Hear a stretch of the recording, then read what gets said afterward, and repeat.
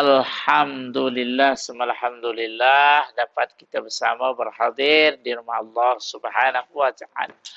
Seterusnya macam biasa insyaallah kita akan masih lagi membahas tentang hadis Rasulullah sallallahu alaihi wa alihi wasallam. Tuan-tuan muslimin hadirin yang dirahmati Allah sekalian, alhamdulillah.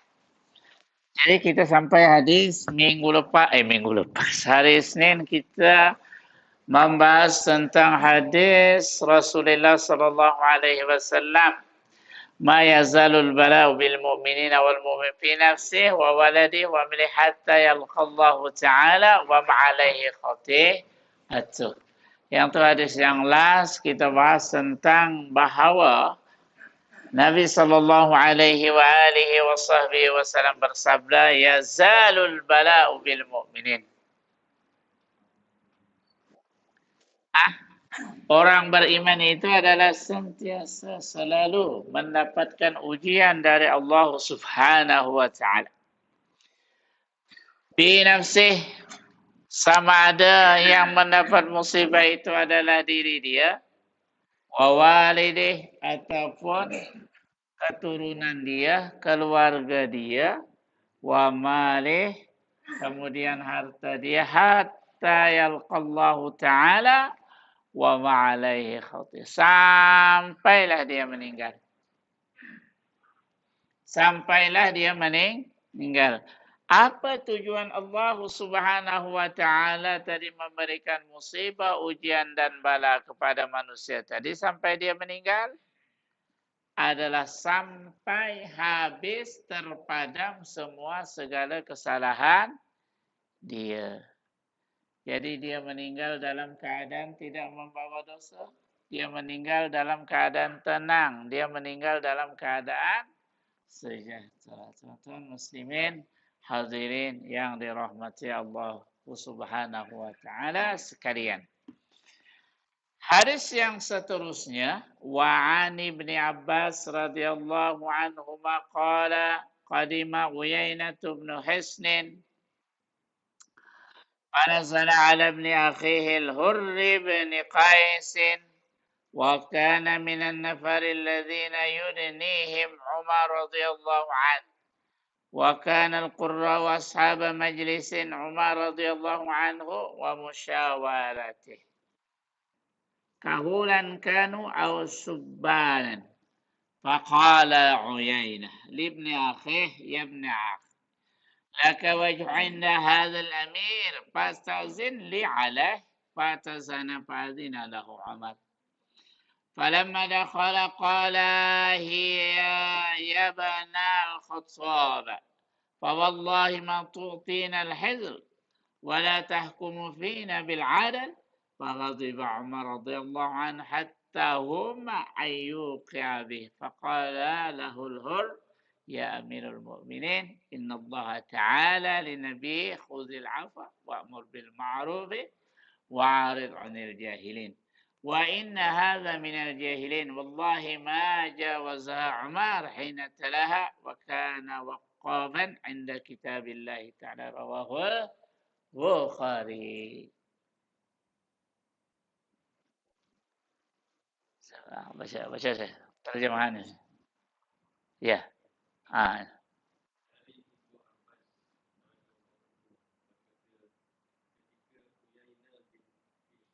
Hisn.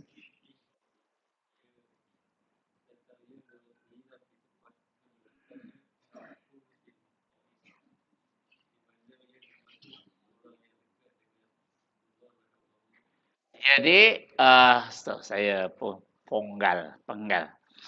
Jadi cerita dia ni ada Qadimah Uyainah bin Hisn. Kemudian dia datang kepada anak buah dia atau menginap kepada anak buah dia. Tinggallah di rumah anak buah dia sekejap. Yang mana anak buah dia ini adalah orang yang dekat kepada Amirul Mukminin Sayyidina Umar. Apa dia kata terus?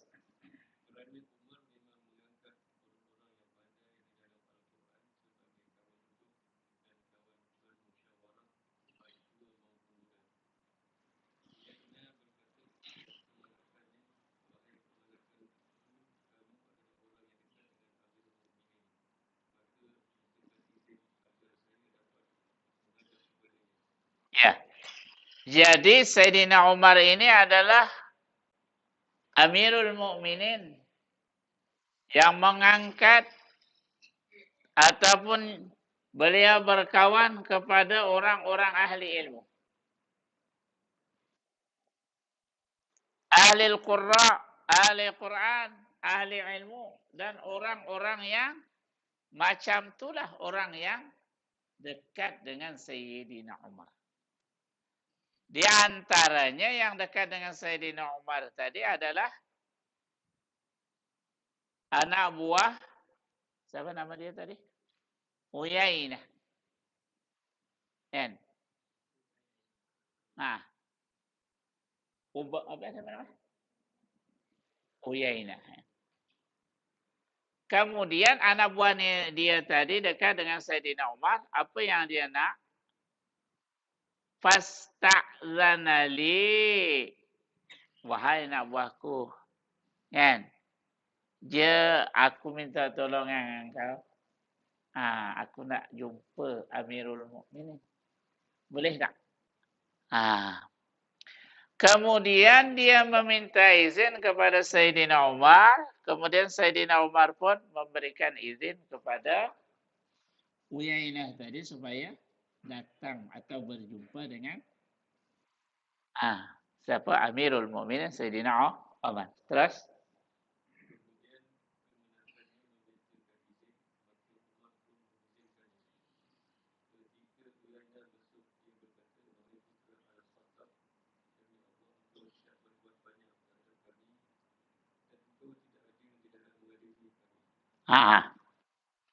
Kemudian selepas dia berjumpa dengan siapa? Dengan Amirul Mukminin tadi, dia kata apa? Kamu ni apa nama? Amirul Mukminin yang tak buat apa? Buat kerja lah bahasa kita sekarang ni kan. Amirul Mukminin yang tak buat kerja, tak tolong rakyat, macam itulah bahasa dia kan. Tak tolong kami, tak bantu kami. Dia bahasa dia lah kan. Apa lagi dia kata? Kemudian kamu tidak memberi keadilan kepada kami. Tidak memberikan keadilan, hukum keadilan kepada kami dengan adil. Apa jawab Sayyidina Umar? Terusnya. Kemudian Sayyidina Umar marah tengok orang tadi berkata mengatakan bahawa khalifah ini tidak adil. Kan? Sama dengan Rasulullah tak sebelum ni kan. Ada yang mengatakan Rasulullah, wahai Rasulullah engkau ni macam ni kan. Rasulullah kata, kalau engkau kata aku ni tidak adil, kata apa, siapa lagi yang lebih adil daripada aku? Maka Rasulullah pun marah kan. Macam tu juga Sayyidina Umar kan. Sayyidina Umar pun marah. Faqadiba Umar radhiyallahu anhu hatta huma ayyuqi abih. Sampai Sayyidina Umar hampir sahaja untuk bahasa kita nak tampaklah budak dia. Kurang hajar engkau kata aku tak adil. Aku tak payung engkau. Macam itulah bahasa dia kan. Boleh faham? Halo. Boleh faham ke tak boleh faham ni? Contohnya aja. Okey, terus.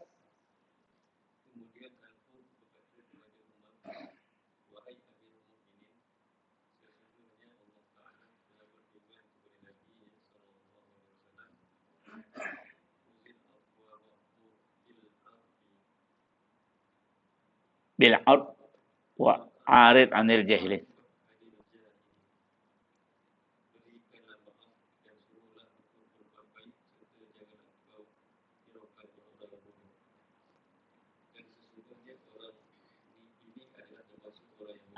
Jadi Umar tadi nak marah dah. Kemudian dibacakanlah ayat Al-Quran. Wahai Sayyidina Umar, maafkan je lah. Wa'mur bil ma'ruf wa'arid anil jahilin. Berpaling je lah daripada orang jahil. Maknanya sabar je lah. Kaitan dengan kita punya hadis ni apa dia? Sabar. Kan? So kembalikanlah kepada, dia ni orang jahil, buat pelayan. Betul tak? Kan? Tak. Kalau kita layan orang bodoh, sama juga kita bodoh. Itu satulah bahasa lah kan, betul tak? Kalau kita layan orang gila tu kan yang gila, kita yang gila. Kita yang gila, betul tak? Kan? So, kita janganlah layan. Itulah moral dia. Kita jangan layan dia. Kan? Kita anggaplah orang yang benar-benar macam tu adalah orang yang kurang waras. Contohlah bahasa dia. Kurang waras. Okey, terus. Nah.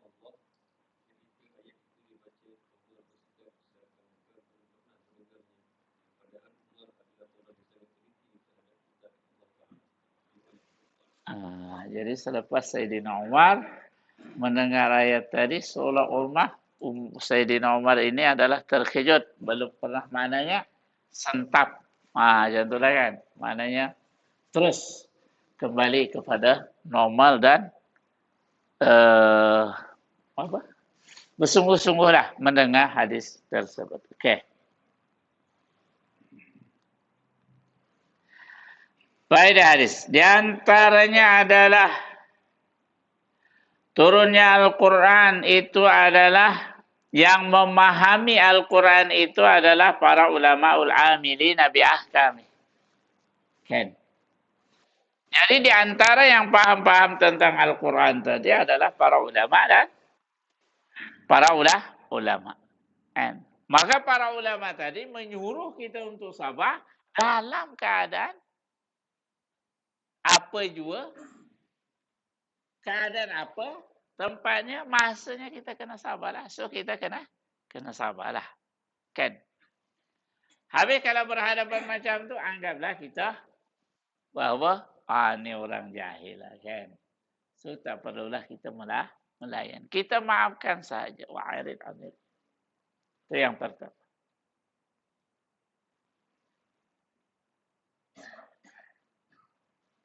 Okey, seterusnya.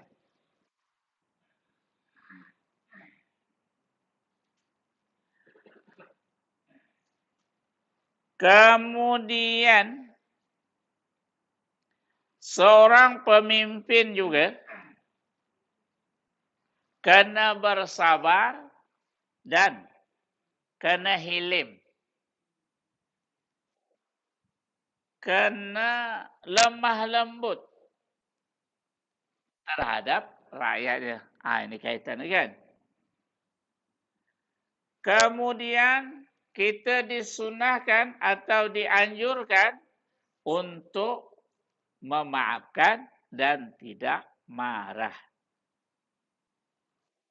Kemudian umat ini, kemaslahatan ummah itu adalah tastaqimu ma'al ghadab. Jadi kemaslahatan ummah atau kebaikan ummah itu di mana boleh dicapai dengan sebab pemimpin atau Amirul Mukminin tadi tidak marah.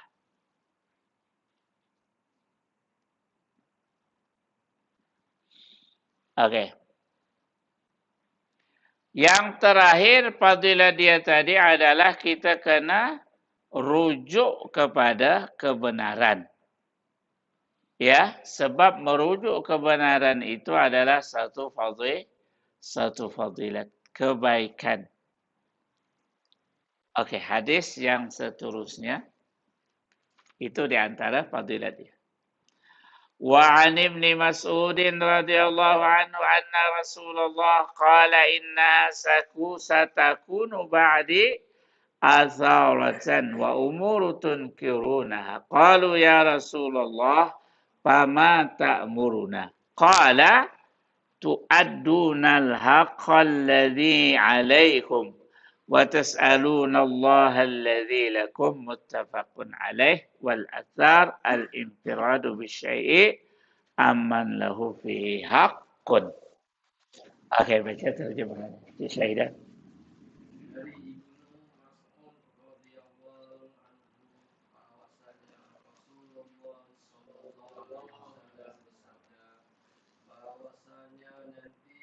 sepeninggalku akan ada orang yang hanya mementingkan dirinya sendiri, dan ada pula hal-hal yang diingkarinya. Para sahabat bertanya, maka apakah yang Tuhan perintahkan kepada kami?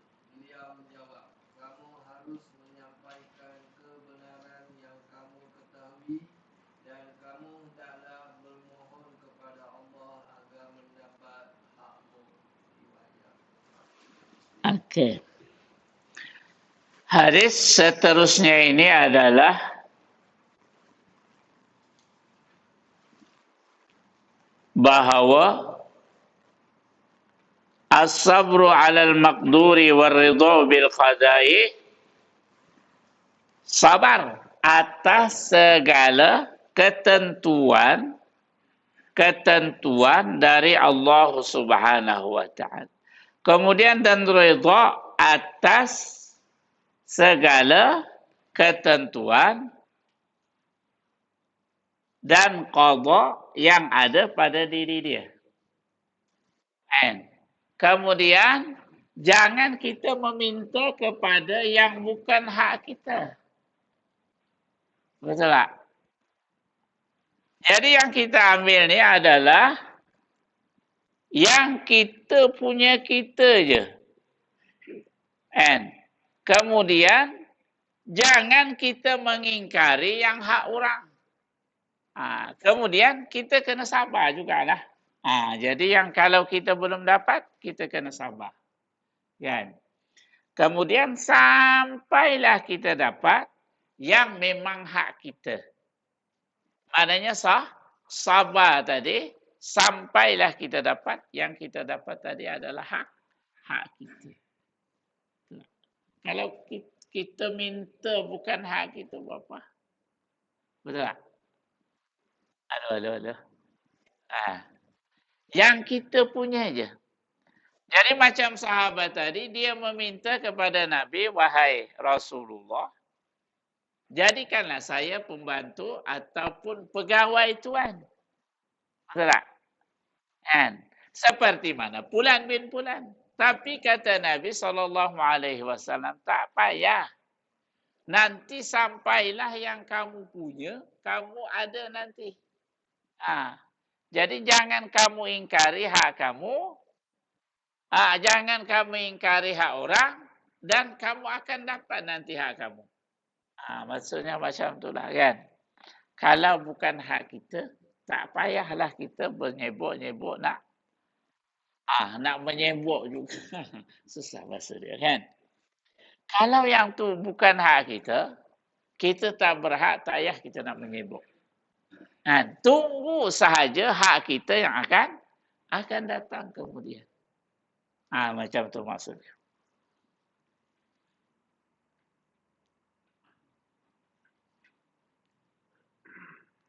Kemudian berserah diri kepada Allah Subhanahu wa taala, apa-apa pun yang diputuskan oleh Allah Subhanahu wa taala, itulah ketentuan dia. Kan?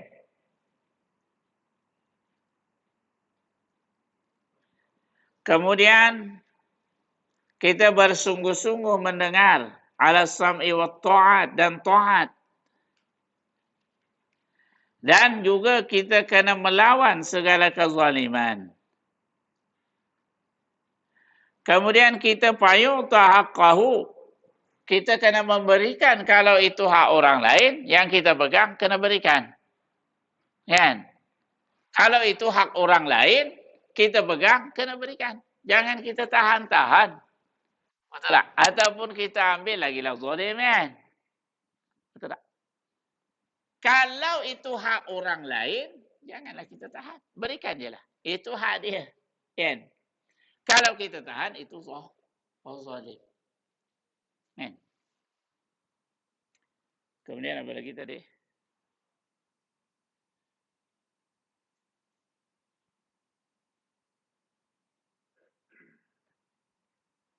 Kemudian kita meminta kepada Allah Subhanahu wa taala apa yang telah ditetapkan oleh Allah Subhanahu wa taala kepada kita, itulah yang kita minta kepada Allah.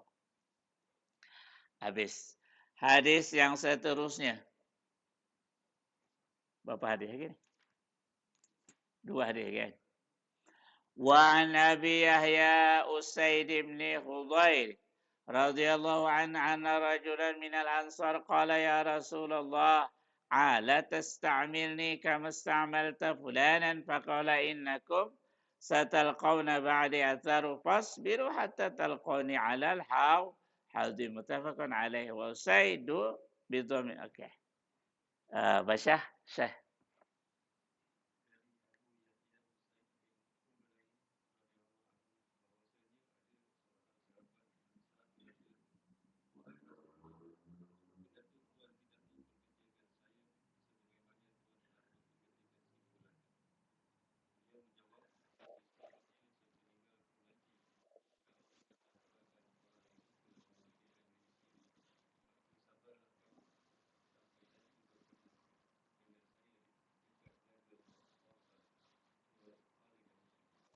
Okey.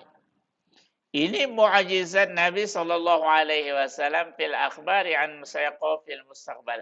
Terjadi akan datang. Itu mukjizat.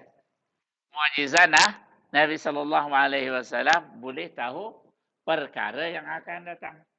Betul tak? Manusia tak boleh tahu. Kan? Bomoh lagilah tak tahu. Kan. Kalau bomoh tahu tahun depan ni ada tu kan. Boleh jumpa duit bulan tu, boleh ambil duit. Dia lagi kaya, betul tak?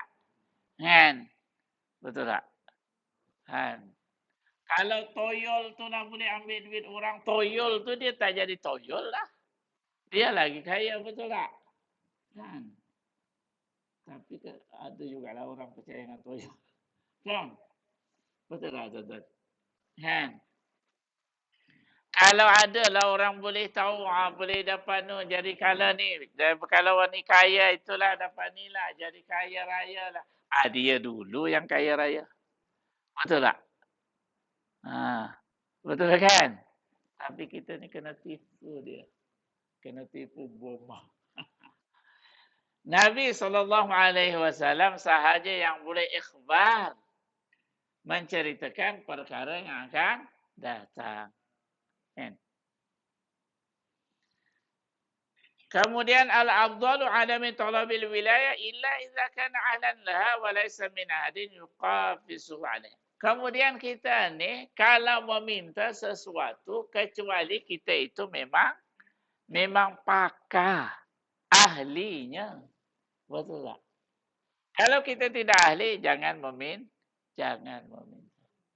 Betul tak? Dan minta jawatan, contohlah jawatan ke apa.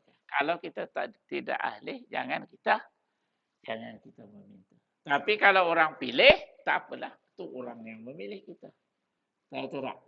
Kita jangan meminta. Nak jadi ketua kampung ke? Nak jadi ketua ni lah. Nak jadi itulah. Kan? Tahu tak? Kita yang tunjuk diri. Kalau orang pilih, tak apa. Betul tak? Kalau orang pilih, tak apa. Maknanya, segala sesuatu tu kalau orang pilih ditanggung bersama. Kan? Tapi kalau kita yang mengajukan diri kita, nak menjadi itu, maka segala dosa orang kampung tu, contoh ni kampung pula. Situ kita yang tanggung. Sebab apa? Sebab kita yang. Maka afdal kita tidak meminta satu jawatan. Tapi kalau orang pilih tak apalah.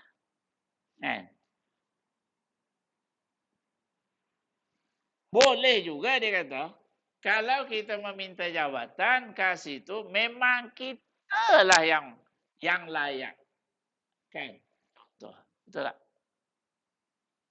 Memang kita lah yang layak. Kalau orang lain buat lagi hancur. Betul tak? Kalau kita tengok orang lain buat lagi hancur. Contoh. Maka yang ni tak. Kita berhak untuk mengambilnya. Betul tak, tuan-tuan? Kan? Atau kalau kita biarkan orang lain yang mengambil benda tu, jadi pemimpin itu kan kat situ tu yang memimpin dia rosak akan rosak, betul tak? Kita tahu dah yang calon ni akan ni rosak kalau dia, maka kita boleh menawarkan diri untuk menjadi satu pengetua atau pemimpin tersebut. Betul tak? Kan kita nak selamatkan. Yang tu tak apa.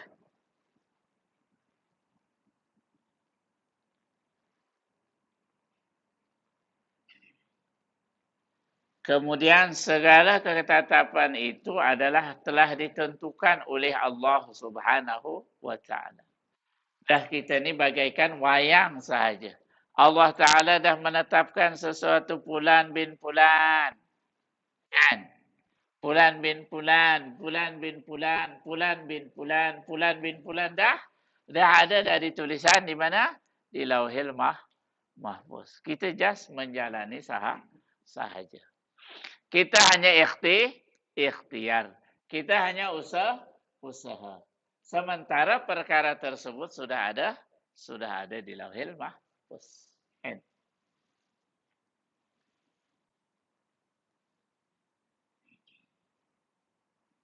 Kemudian as-sabru inda fasadil umur. Kita kena sabar seandainya satu perkara itu rosak. Kan? Rosak dalam satu perkara, kan? Maka kita kena sabar. Kan? Contoh apa-apa je lah. Bila rosak, kan? Satu kampung ke, satu apa ke, satu qaryah ke apa ke. Kan? Maka kita kena sabar. Habis. Tinggal satu hadis lagi.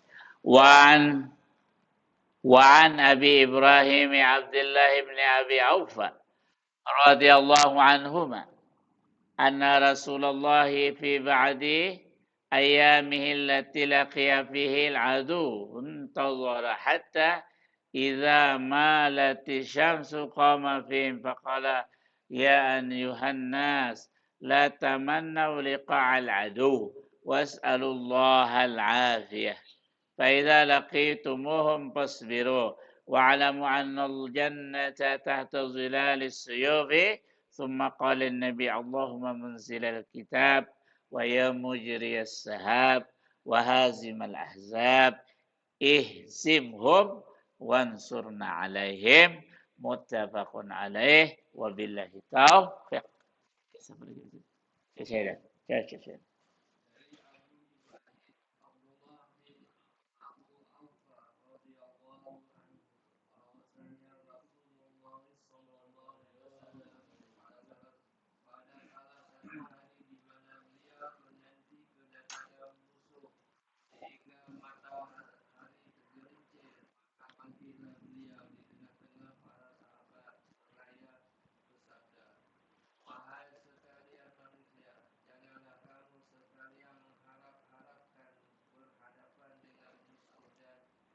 Mohonlah keselamatan kepada Allah. Apabila kamu sekalian berhadapan dengan mereka, maka sabarlah dan ketahuilah bahawa surga itu berada di bawah naungan pedang.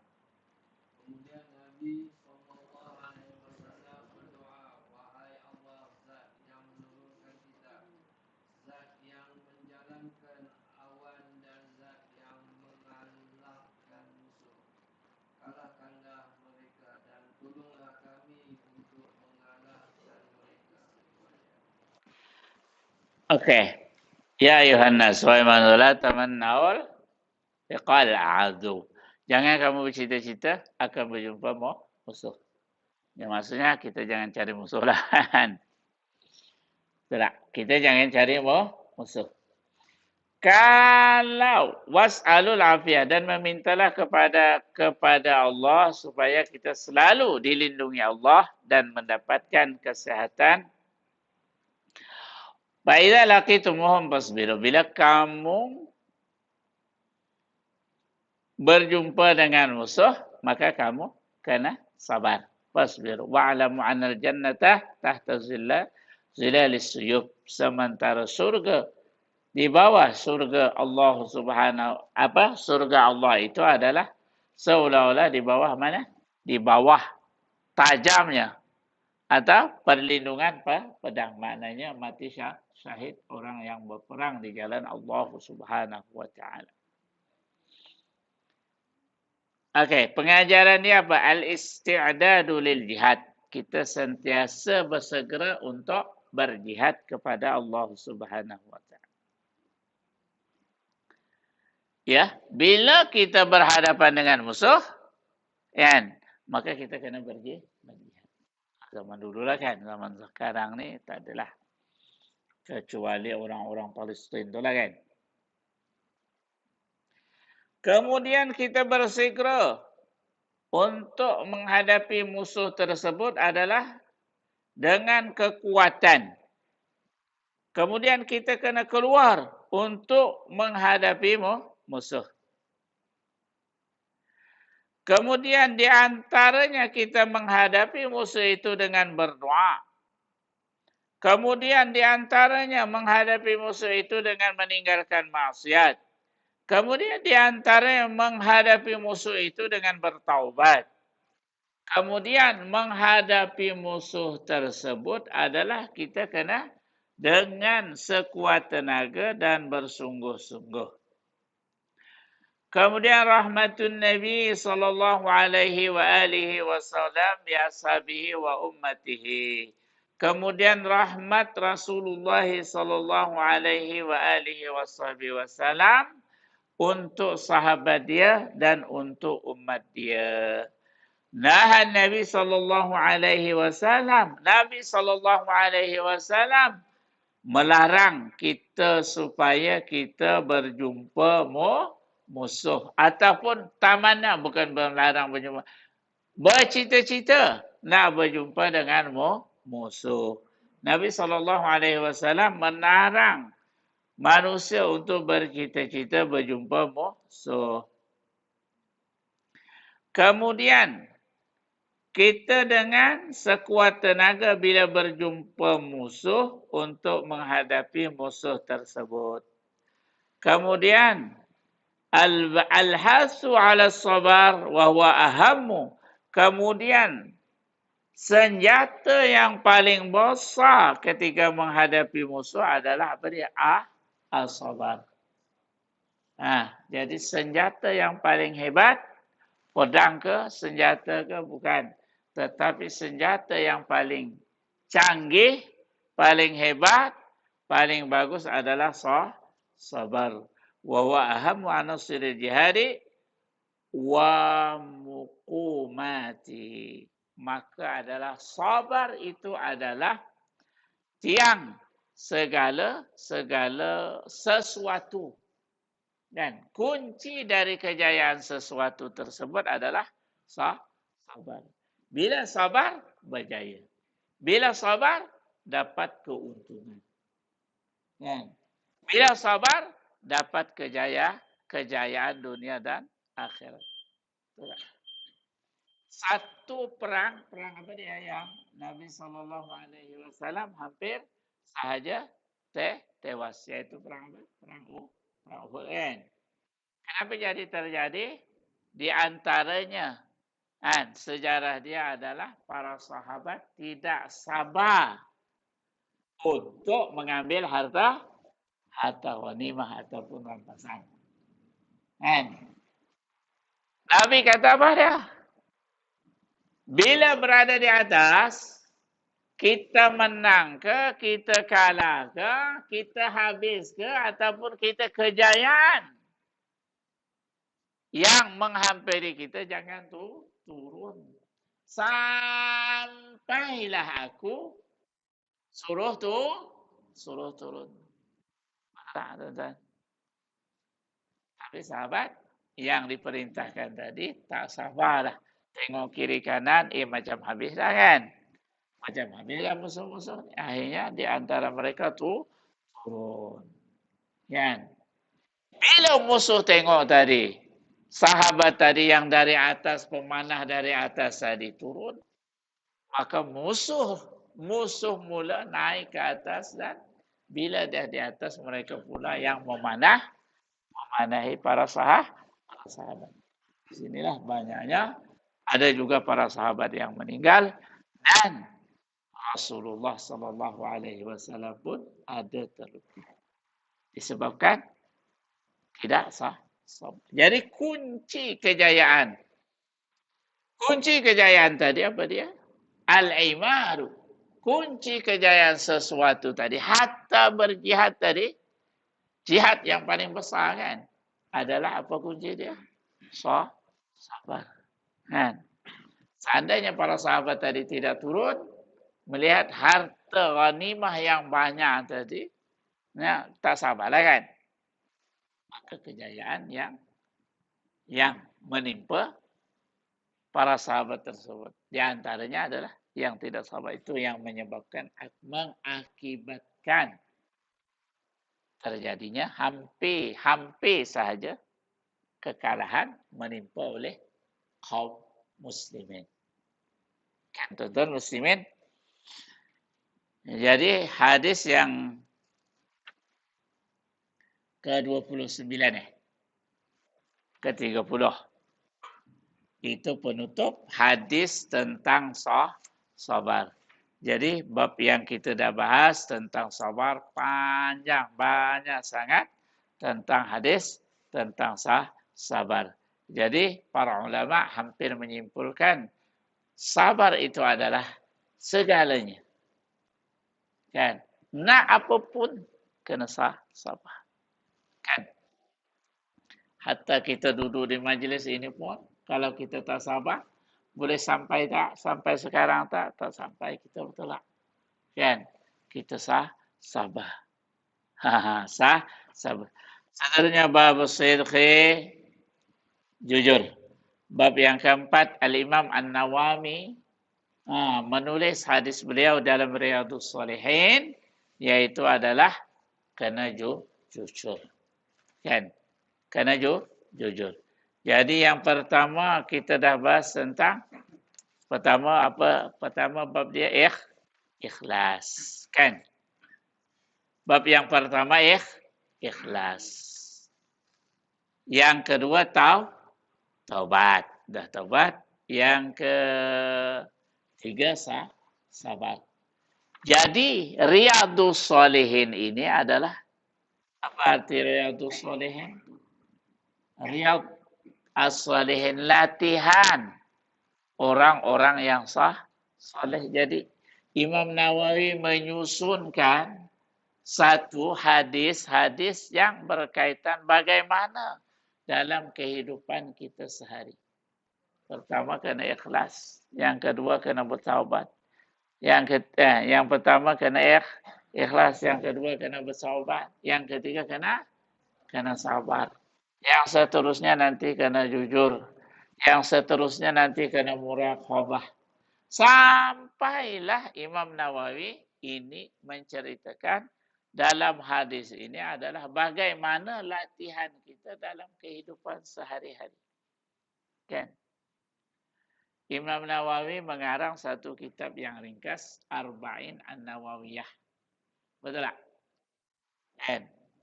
Hadis 40, maksud kita, itu berkaitan dengan kehidupan sosial.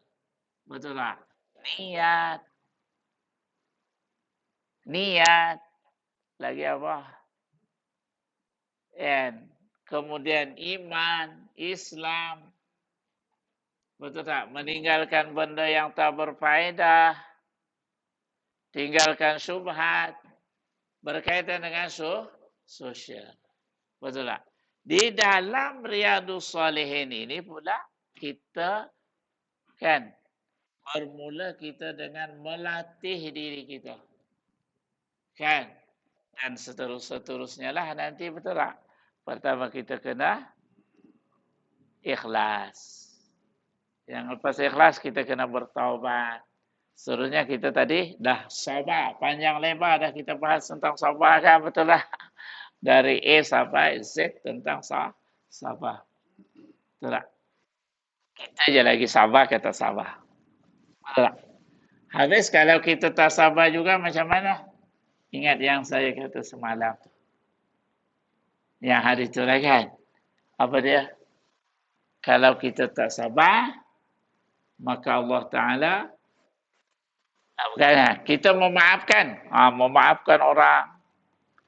Sabar itu ganjaran dia adalah surga. Kan? Sabar itu hasil dia adalah kebaikan. Ingat yang itu. Betul tak? So, macam mana kita nak sabar, tuan-tuan? Pertama, kena buang ego dululah kan. Betul tak? Kan? Pertama, kena buang ego. Yang kedua, kena buang jawatan. Betul tak? Kan? Kalau ada lagi di dalam diri saya ni jawatan ustaz lah, guru lah, ketua tu lah, ketua ni lah. Susah nak apa? Nak sabar. Kan? Betul tak? Kenapa orang tu tak sabar? Sebab dia merasa hebat. Kan? Merasa nilah, merasa tulah. Kena buang dulu benda tu. Kalau dah buang tu, barulah kita kita biasa je. Kan?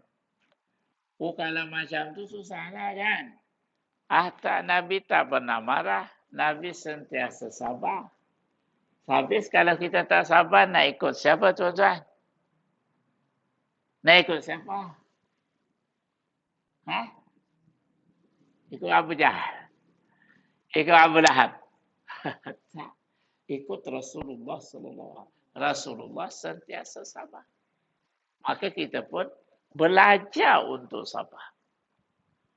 Kan?